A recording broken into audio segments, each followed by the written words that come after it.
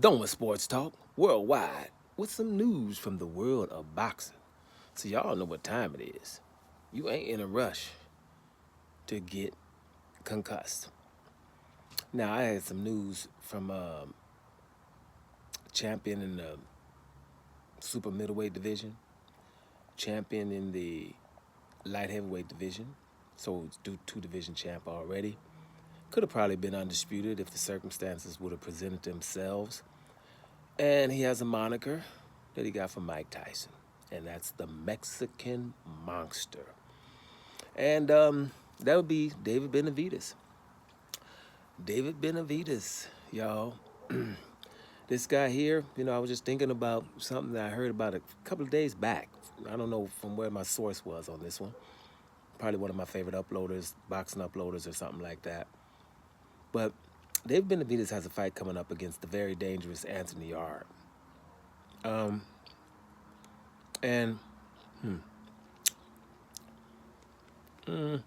That fight's hard enough. And he's been having a lot of hard fights lately. And the only reason he's fighting the hard Anthony Yarde is because, he can't get, the undisputed fight with Dimitri Bivol, right? Dimitri Bivol is having surgery right now, and Dimitri Bivol was going to fight Beterbiev in the trilogy fight, but decided to have surgery. I was going to fight, Dimitri Bivol was going to fight Artur Beterbiev. And they were going to have the trilogy undisputed fight and things like that. And, which was also important. So instead of taking a light touch, David Benavidez is going for his legacy and taking another hard fight. And I think Anthony Yarde has lost maybe 2 fights. I know he lost to Sergey Kovalev and he lost to Beterbiev. He might have one other loss that I'm just forgetting right now. But he's definitely regarded as a knockout artist himself, and someone who, it ain't easy to beat this guy, and he's coming at you, and he's got a lot of talent and athleticism and punching power. So it's not somebody easy for David Benavidez to be taken. So it's not an easy touch. And so when I was thinking about, this is what I heard, that if that fight don't happen on the other undercard, Artur Beterbiev, right, the guy with damn near 100% knockout ratio until he fought Dimitri Bivol. He didn't knock him out twice, but everybody else was knocked the hell out in about 30, 35, 40 fights, right? He's fighting to stay busy, also against a guy I think called Nichols, on the undercard of the Anthony Yarde versus David Benavidez fight, right? So if Anthony Yarde were to pull out, I just heard that David Benavidez would fight Artur Beterbiev, right? A fight where, what I've been saying about David Benavidez and Errol Spence and similar is most of the fights, they're bigger, so it's easy to come forward and look good when you're always coming forward, never having to fight on your back foot, right? So Beterbiev is proving me a little bit wrong here because he's getting up with some guys that's going to stand their ground. And Artur Beterbiev would definitely be one of those, right? So what I'm saying here, I know it's going to be not so, favorable to a lot of people, is David Benavidez and Canelo Alvarez, right? One, their legacy, I think David Benavidez is going to surpass Canelo's legacy very shortly here. They don't have much in common, except a little bit of a Mexican heritage, and that they're both boxers. Because, watching Canelo's career and David Benavidez is like day and night, right? Like, for example, Canelo in the 154-pound division, right? He didn't want to fight the champion in Demetrius Andrade, which I said all over and over and over, but he was his mandatory. And then you had the champions of Demetrius Andrade, Jamal Charlo, and Jamel Charlo. Those are the 3 champions, right, of the 154. And Canelo didn't fight either one of them, right? Do you think David Benavidez would do that? I ain't fighting none of these guys. We have proof here, right? At 160, Canelo could have fought Demetrius Andrade for undisputed for a lot of money. Do you think David Benavidez, there's somebody he wouldn't have fought? And at 168, we know the infamous Canelo not fighting David Benavidez or David Morrell, even though they were his mandatories for over 2 years, both of them. That wouldn't happen to David Benavidez. So David Benavidez has to go up and not fight Canelo at 168. He done everything. He beat Caliplant. Then he beat someone Canelo has avoided since who knows how long, or close to a decade, in Demetrius Andrade, right? So he takes the Demetrius Andrade fight.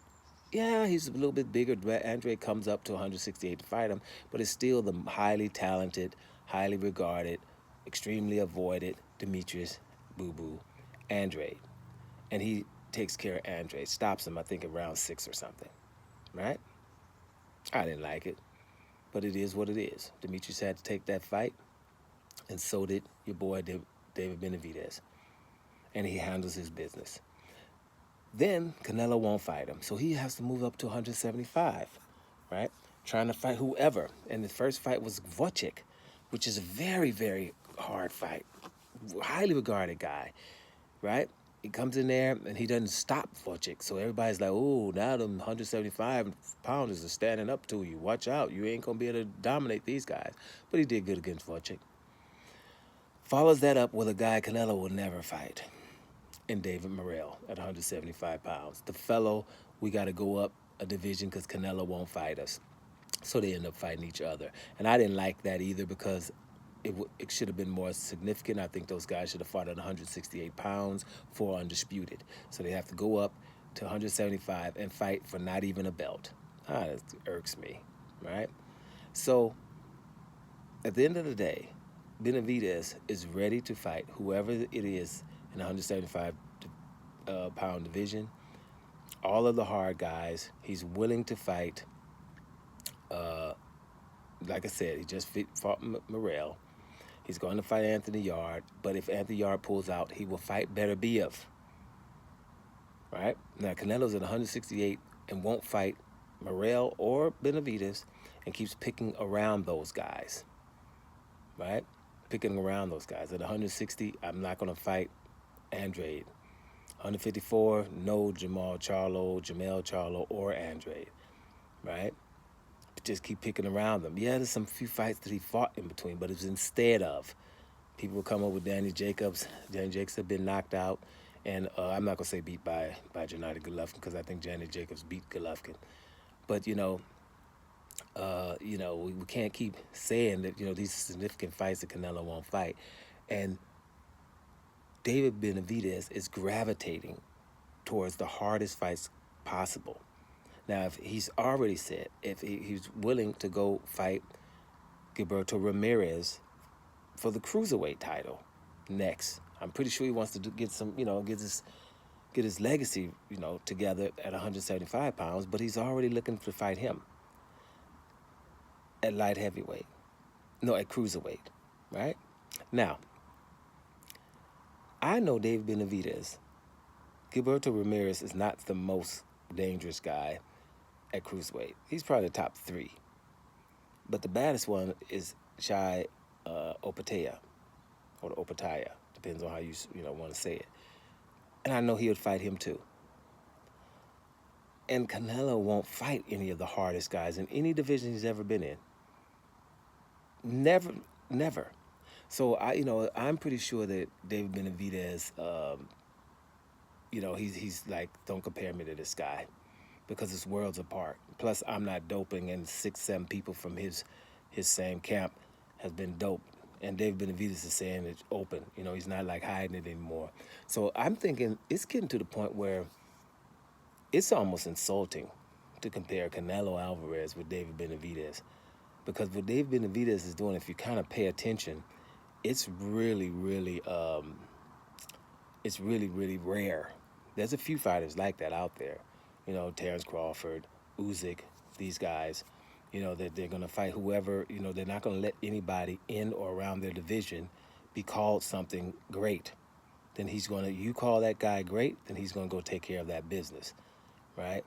He's not going to let somebody say, hey, you're avoiding somebody. They don't let somebody say you're avoiding somebody, right? When somebody says Canelo's avoiding somebody, then he looks for excuses of who have they fought, what have they done. And I'm talking about people who are champions, people that he knows that are avoided, right? This is not what this guy, David Benavidez, is doing. So I just want to give props to David Benavidez for just being able to say, like, look, I'm going to fight Anthony Yarde, but even if he pulls out, I'm willing to take Artur Beterbiev as a replacement. Yeah, you know what I'm saying? That's like Deontay Wilder taking Louis the Real King Kong Ortiz as a voluntary fight, right? And going through with it 2 times. I know people that just watching boxing now don't realize how big that was when no one was trying to fight Louis the Real King Kong Ortiz. This is what this guy was doing. So I'm just saying, this is sometimes you see people taking fights. It's like, well, damn. And then you see other ones, well, I ain't taking that damn fight. So your boy, Dave Benavidez, is of a different cloth. And this is just props to him. Yeah, you and Canelo, y'all worlds apart. Seriously. Doma Sports Talk, worldwide. And I'm out of here, y'all.